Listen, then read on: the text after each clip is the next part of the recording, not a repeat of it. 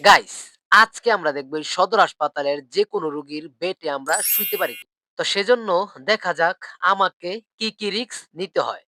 তারপরে আমি ঢুকে পড়লাম হাসপাতালের ভিতরে। তো দেখা যাক এই জায়গার লোকের কাছ থেকে আমি কোনো হেল্প পাই কিনা।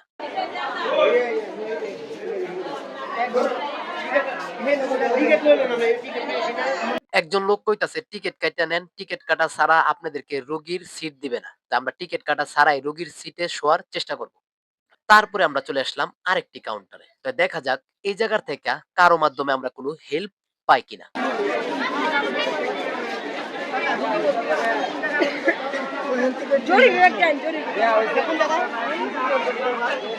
একজনে কইছে টিকেট কেটে আসেন, আরেকজনে কইতাছে আপনি জরুরি বিভাগে যান। তো এখন আমরা টার্গেট নিয়েছি সরাসরি ডাইরেক্ট রোগীর কেবিনে ঢোকার।